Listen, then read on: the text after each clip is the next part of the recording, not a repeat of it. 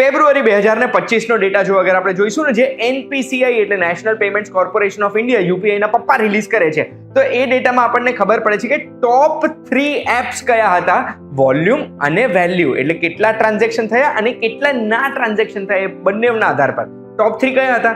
તો rank 1 phone pay, rank 2 Google pay અને rank 3 Paytm નો હતો. અને આ ત્રણે એપ્સનું કોમ્બિનેશન વોલ્યુમ વેલ્યુમાં અપ્રોક્સિમેટલી 92% નું હતું.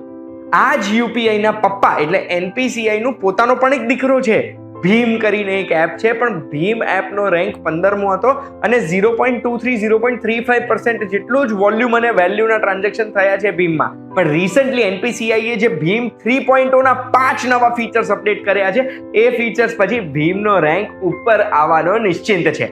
કયા 5 ફીચર્સ છે એ તમે જાણવા માંગતા હોય ને આપણી લાઈફ કઈ રીતે સરળ બનાવશે એ બી તમે જાણવા માંગતા હોય તો એના માટે ધ્યાનથી સાંભળજો. હું તમને એક વાત કહું.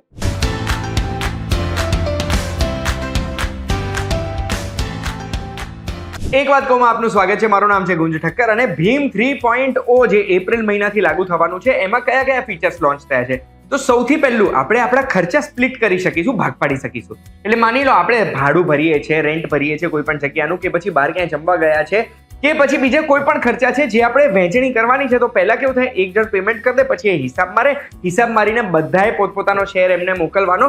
એની જગ્યાએ હવે આપણે ભીમ એપમાં આપણા કોન્ટેક્ટ્સ અપલોડ કરીને આપણા કોન્ટેક્ટ્સની સાથે આપણે જે ખર્ચો કર્યો છે એ સ્પ્લિટ કરી શકીએ. સ્પ્લિટનું પર્સન્ટેજ ઇક્વલી છે તો ઇક્વલી, કે પછી જે પર્સન્ટેજમાં આપણે સ્પ્લિટ કર્યું છે ને એ પણ એન્ટર કરી શકીએ. એટલે સીધું બધાના અકાઉન્ટમાં પહોંચી જશે ને બધાના પેમેન્ટ એ લોકોને આપવા માટેની એક રિક્વેસ્ટ જતી રહેશે. એટલે ઇઝીલી સ્પ્લિટ થઈ જશે. બીજું, ફેમિલી મોડ આમાં છે, એટલે આપણે આપણા ફેમિલી મેમ્બર્સને ઓનબોર્ડ કરી શકીએ. ઓનબોર્ડ કર્યા પછી એમના ખર્ચા, આપણા ખર્ચા એ બધું આપણે જોઈ શકીએ છીએ એક જ જગ્યાએ. એ જોઈ શકીશું એટલે બધા ખર્ચા ટ્રેક કરી શકીશું પ્રોપરલી ને એનાથી પ્લાનિંગ પ્રોપર થશે. ત્રીજો ફીચર એ દરેક વ્યક્તિ માટે છે જે લોકો જ્યારે ગૂગલ પે થી પે કરતા હોય ને ત્યારે એમને એવું જ હોય કે એક ગૂગલ પે કરવાનું છે, આપણે પે નથી કરવાના. આ ફીચર છે આપણે જે ખર્ચા કરી રહ્યા છે ને એને એનાલિસિસનો, એટલે સ્પેન્ડ એનાલિટિક્સ એક ઓટોમેટેડ સિસ્ટમથી આપણને જણાવશે કે આપણે દર મહિને જે યુપીઆઈ થી ખર્ચા કરીએ છીએ ભીમ એપના માધ્યમથી, એ ખર્ચા આપણે કઈ અલગ અલગ જગ્યાએ કરીએ છીએ. આનો ફાયદો શું થશે, એક વખત આપણને ખબર પડી ગઈ ને કે આપણા મેક્સિમમ ખર્ચા આપણે ક્યાં કરી રહ્યા છે, પ્રોપર આપણે હિસાબ જોઈ શકીશું અને પ્રોપર ચાર્ટ્સમાં આમ ઇઝીલી સમજણ પડી શકે એવી રીતે આપણે જોઈ શકીશું. તો આપણને ખબર પડશે કયા ખર્ચાને કાપ મૂકવાની જરૂરત છે ને ક્યાં આપણે એટલા ખર્ચા નથી કરતા જેટલું આપણને લાગે છે. ચોથો ફીચર એવો છે જે એવા ઘણા બધા એપ્સ છે જે એપ્સ આપણને રિમાઇન્ડર આપતા હોય ને એમનો બિઝનેસ ખાઈ જવાનો છે.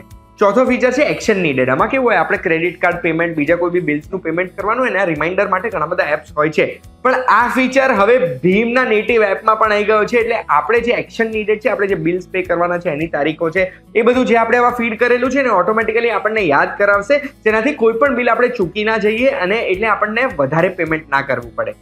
પાંચમો ફીચર 15 નવી લેંગ્વેજ છે, એટલે અત્યાર સુધી ખાલી ઇંગ્લિશ અને હિન્દી હતી ભીમમાં, પણ ટોટલ 15 લેંગ્વેજીસ એડ કરી દેવામાં આવી છે. આ બધા જ ફીચર્સ પછી ભીમનો પર્સન્ટેજ ઉપર જશે એવું મને તો લાગે છે. તમને શું લાગે છે એ મને કમેન્ટમાં જણાવજો. અને આવી માહિતી જોવી ગમે છે તો એના માટે એક વાત કહું, જોતા રહેજો VTV ડિજિટલ પર. આપણે ફરી મળીશું.